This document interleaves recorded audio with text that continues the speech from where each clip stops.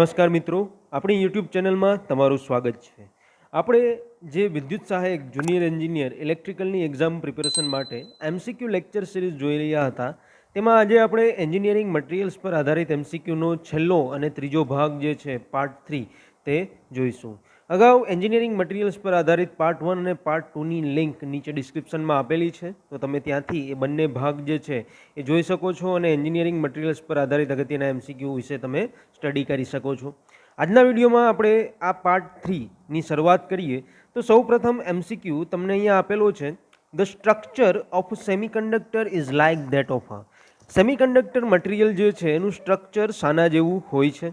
Option તમને અહીંયા આપેલા છે, option A triangle, option B diamond, option C circle and option D rhombus.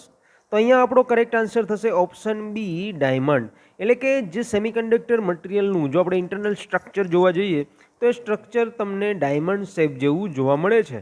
So option B diamond is the correct answer. ત્યારબાદ MCQ number 2 જોઈએ તો એમાં તમને કીધેલું છે, which method is suitable for the measurement of resistivity of good conductors of electricity. એટલે કે ઇલેક્ટ્રિસિટીના જે ગુડ કંડક્ટર જે છે એની રેઝિસ્ટિવિટી મેઝર કરવા માટેની કઈ મેથડ જે છે એ સ્યુટેબલ છે।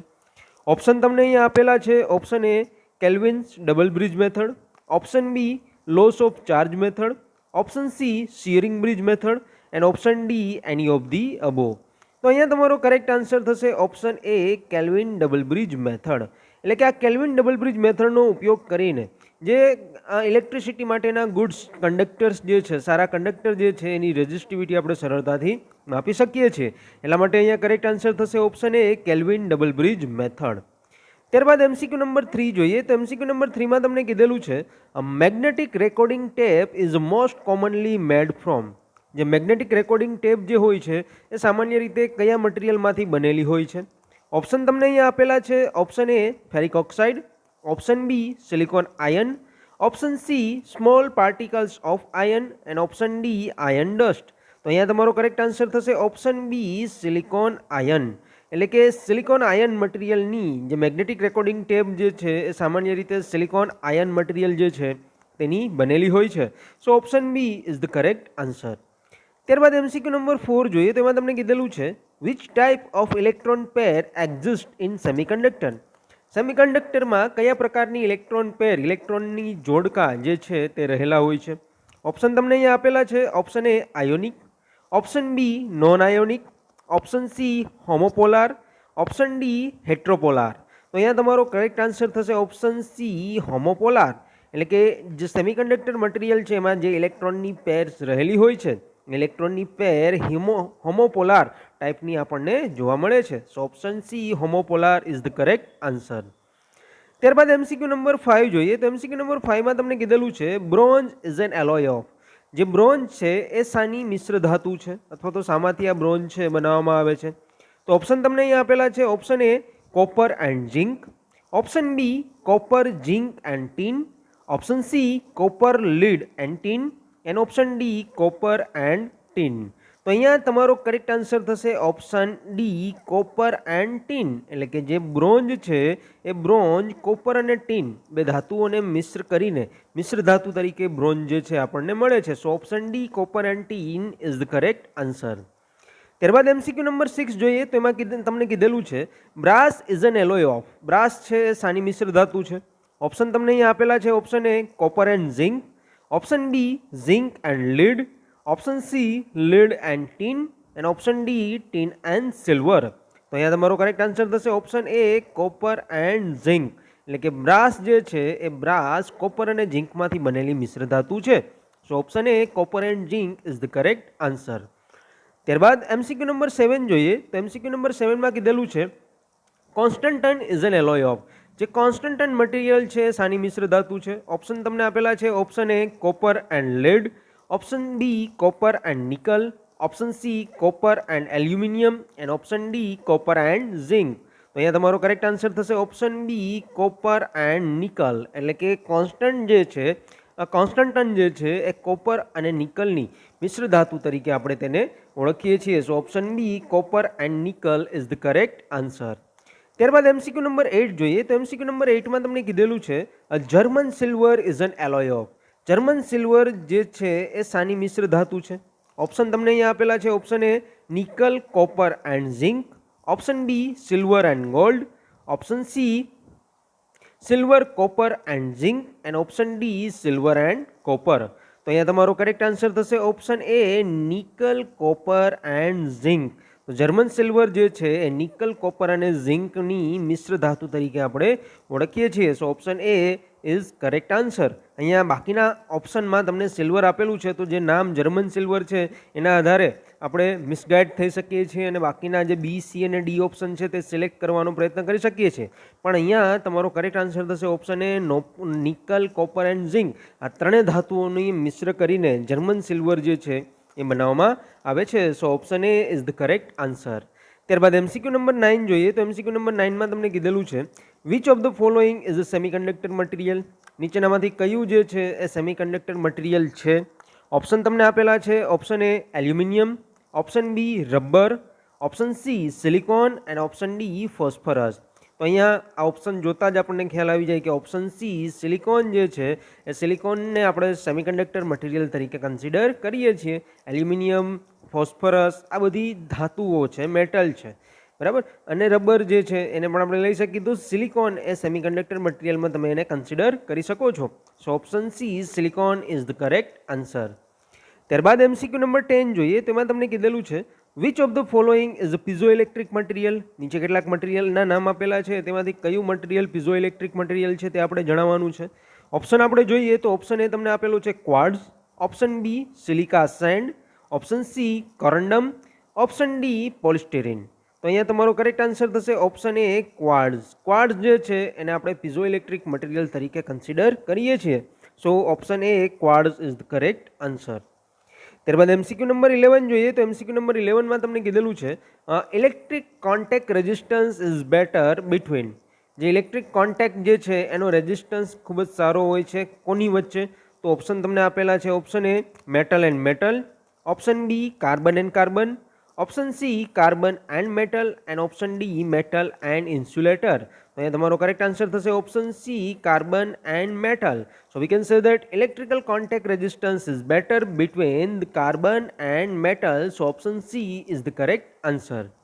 ત્યારબાદ એમસીક્યુ નંબર 12 જોઈએ. તેમાં તમને કીધેલું છે the effect of moisture in the insulating material is. Insulating મટીરિયલમાં મોઇસ્ચર એટલે કે ભેજની શું અસર થાય છે? ઓપ્શન તમને અહીંયા આપેલા છે. Option A to increase insulation resistance. Option B to increase dielectric strength.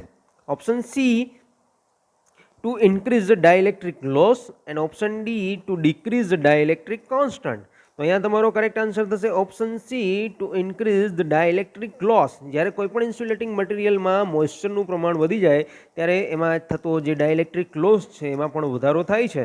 તો વી can say that the option C to increase the dielectric losses is the correct answer. ત્યારબાદ એમસીક્યુ નંબર 13 જોઈએ. તો એમાં તમને કીધેલું છે solder is an alloy of. Solder જે છે શાની મિશ્ર ધાતુ છે? ઓપ્શન તમને અહીંયા આપેલા છે. Option A nickel, copper and zinc. Option B silver, copper and lead. Option C tin and lead. And option D copper and aluminium. તો અહીંયા તમારો કરેક્ટ આન્સર થશે option C tin and lead. એટલે કે જે સોલ્ડર છે એ solder tin અને લીડમાંથી બનેલી મિશ્ર ધાતુ તરીકે આપણે એને ઓળખીએ છીએ. So option C is the correct answer.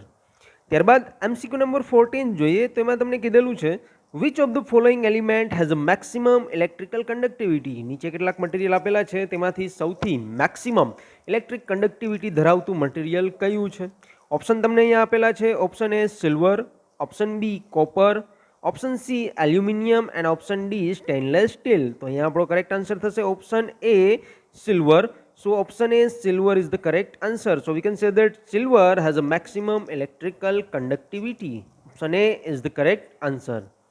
ત્યારબાદ MCQ નંબર 15 જોઈએ. તો MCQ નંબર 15માં તમને કીધેલું છે which of the following material is particularly suitable for use in standard resistance coils and instrument shunt.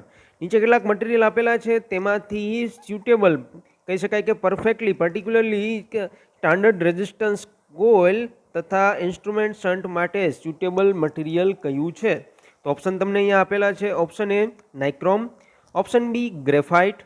Option C manganin. And option D alnico. તો અહીંયા તમારો correct answer થશે ઓપ્શન એ નિક્રોમ. જે nichrome છે એ સ્ટાન્ડર્ડ રેઝિસ્ટન્સ કોઇલમાં તથા જે ઇન્સ્ટ્રુમેન્ટ શન્ટ જે છે એમાં પણ આ નિક્રોમ મટીરિયલનો યુઝ કરવામાં આવે છે. So option A nichrome is the correct answer. ત્યારબાદ એમસીક્યુ નંબર 16 જોઈએ તો એમાં તમને કીધેલું છે which of the following is not a permanent magnetic material. નીચેનામાંથી કયું પરમેનન્ટ મેગ્નેટિક મટીરિયલ નથી? તો અહીંયા તમને ઓપ્શન આપેલા છે. Option A chromium steel, option B silicon steel, option C cobalt steel and option D alnico. તો અહીંયા તમારો કરેક્ટ આન્સર થશે option B silicon steel. So we can say that the silicon steel is not a permanent magnetic material. So option B silicon steel is the correct answer. ત્યારબાદ next MCQ જોઈએ, MCQ number 17. MCQ number 17માં તમને કીધેલું છે sulphur hexafluoride is used for. Sulphur hexafluoride જે છે એ શાના માટે વાપરવામાં આવે છે? તો ઓપ્શન તમને અહીંયા આપેલા છે. Option A DC generator, option B DC series motor, option C switch gears and option D synchronous motor. તો as we all know sulphur hexafluoride HF6 જે છે જનરલી સ્વિચ ગિયરમાં યુઝ કરવામાં આવે છે. So option C switch gear is the correct answer. ત્યારબાદ MCQ number 18 જોઈએ તો એમાં તમને કીધેલું છે which of the following insulating material has the highest safe working temperature. નીચે કેટલાક ઇન્સ્યુલેટિંગ મટીરિયલ આપેલા છે તેમાંથી હાઈએસ્ટ સેફ વર્કિંગ ટેમ્પરેચર ધરાવતું મટીરિયલ જે છે એ કયું છે?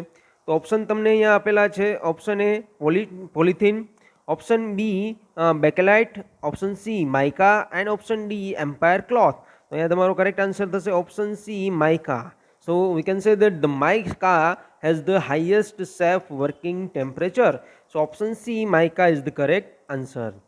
ત્યારબાદ એમસીક્યુ નંબર 19 આપણે જોઈએ તો એમસીક્યુ નંબર 19માં તમને કીધેલું છે અ perfect black body has the unique characteristic as. જે પરફેક્ટ બ્લેક બોડી છે એની યુનિક કેરેક્ટરિસ્ટિક કેવી હોય છે? ઓપ્શન તમને અહીંયા આપેલા છે. Option A a good absorber, option B a good radiator, option C a good absorber and radiator and option D neither a radiator nor a absorber. તો અહીંયા તમારો કરેક્ટ આન્સર થશે option A a good absorber. So we can say that a perfect black body has the unique characteristic as a good absorber. So option A, a good absorber is the correct answer.